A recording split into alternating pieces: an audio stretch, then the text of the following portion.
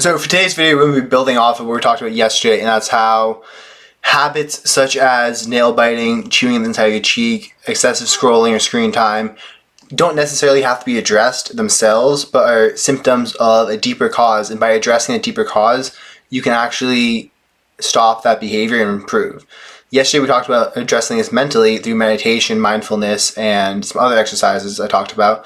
And today we're going to talk about how you can address these issues physically. Many unhealthy habits are deeply intertwined with physical health issues, creating a cycle where they play off one another and make each other worse. Let's break down some common links between poor health and poor/bad habits, and how improving your health can actually lead to positive behavioral changes. First up, we're going to talk about how poor sleep can actually affect and cause many negative habits. Lack of sleep quality can increase stress, reduce impulse control, and impair decision-making abilities.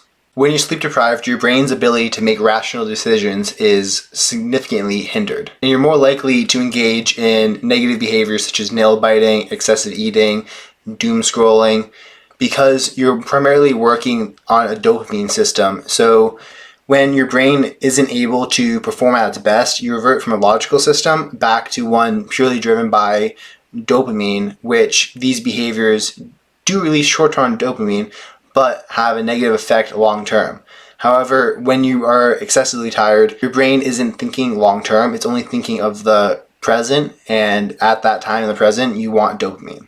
An example of this would be after a poor night's sleep, you'll find yourself sometimes reaching for sugary snacks or excess amounts of caffeine in order to get yourself throughout the day.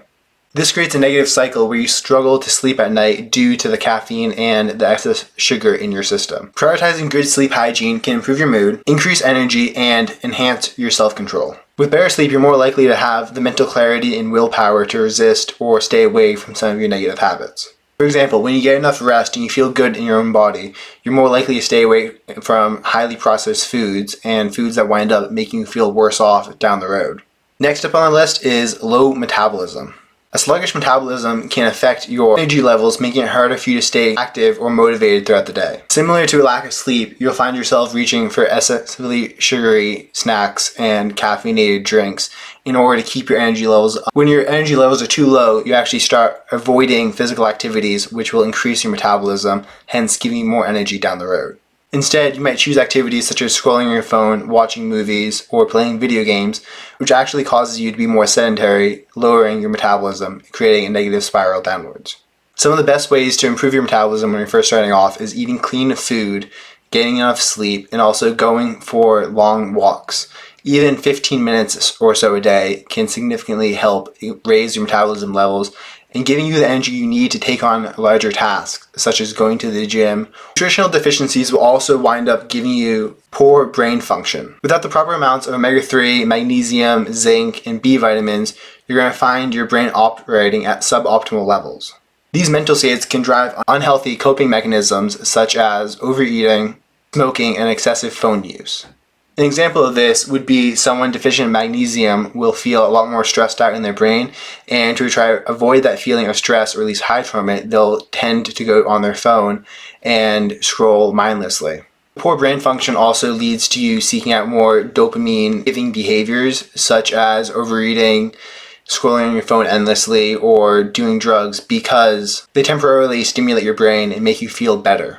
Another issue is how chronic stress can create hormone imbalances. Chronic stress leads to overproduction of cortisol, which is a hormone that will lead to cravings for higher fat, higher sugar foods. It also affects sleep, metabolism, and brain function, which, similar to the rest of these things, will drive you to unhealthy coping mechanisms.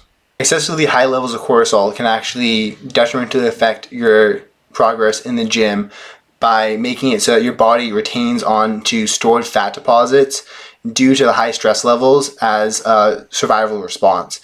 And no matter how hard you push yourself in the gym, you're not going to lose any of that weight because your body and your brain are highly overstressed. Breathing exercises, going out into nature, ice baths, and taking walks are some of the best ways to address high stress, and confronting or seeing what is stressing you out is also a really good mechanism. Anxiety doesn't have to be something to hide from. It can often be your friend showing you the areas that you need to look at Dehydration is another one that will cause poor cognitive function. If your brain doesn't have enough water, your body does not have enough water, it will negatively affect your body's ability to send nervous signals throughout it, which will cause headaches, muscle cramps, and overall just feeling like crap. Many people have found staying hydrated to be one of the most beneficial things that they can do, which is why you often see a lot of people carrying around gallon jugs in the gym and drinking from them. Well, you don't necessarily need to drink a gallon a day. I found that I try to drink at least one of these bottles, which is 1.4 liters, every single day to make sure I stay hydrated, in addition to water I get from fruits such as watermelon or water I get from my tea or other drinks I have. A lack of physical activity can also negatively affect your mental health by limiting your body's ability to control its dopamine production. Going to the gym and working out stimulates dopamine to be released along with other neurochemicals such as norepinephrine and serotonin, which help to regulate your body. One of the last things that we're going to talk about, even though there are many more examples we could go into, is poor gut health.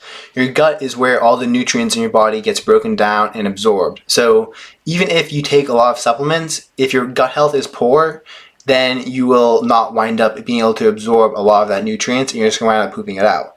One of the ways to fix this is by drinking raw milk that's unpasteurized, because you get a lot of good gut bacteria there. You can also fix this by eating fermented foods, drinking kombucha, and varying up your diet. Some easy methods to solve this, that if you don't want to do any of the things that I just suggested, would be to increase your fiber consumption and also take probiotics. Again, double check what the daily recommended dose of fiber is, because if you take too much fiber, it can actually have a constipating effect on you due to the fact that fiber absorbs water when it's in the colon and in the large intestine. So if there's too much fiber, think of it like a giant sponge. It's going to suck up all the water, making the outer lining walls really dry, giving you very unpleasant bowel movements. That's all for today, and if you like this video, click over here to subscribe. I'm going to link yesterday's video over here, and you can watch how to address these issues on the mental side. Peace out.